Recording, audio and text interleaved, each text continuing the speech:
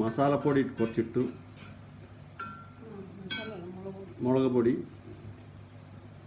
ഇപ്പോൾ ഞങ്ങളുടെ తెలంగాణയുടെ పులి చింతపండు వేస్తున్నాము.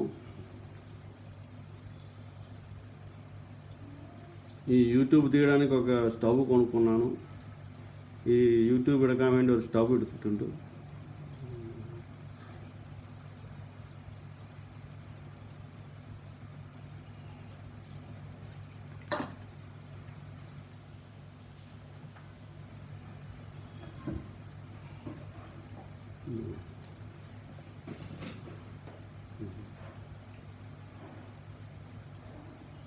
ఇది ధనియాల పొడి 1 സ്പൂണ്. ഞങ്ങളുടെ പിള്ളേരും കൂടി ഇത് നോക്കിയിട്ട് കൂട്ടാനും ചോറ് ഉണ്ടാക്കാനാണ് വേണ്ടിയിട്ടാണ്.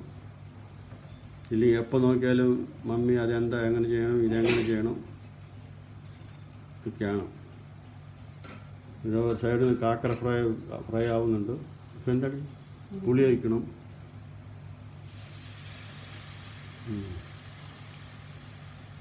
കുറച്ച് തിളച്ച് കഴിഞ്ഞിട്ടല്ലേ, കുറച്ച് തിളച്ച് കഴിഞ്ഞിട്ട്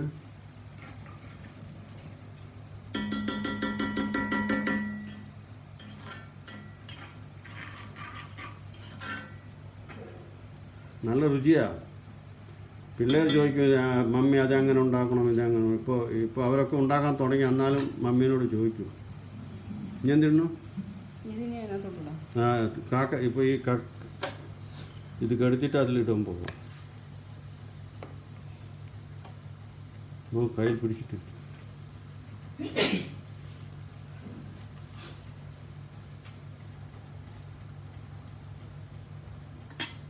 പുളി കുറച്ച് തിളച്ച് കഴിഞ്ഞിട്ട്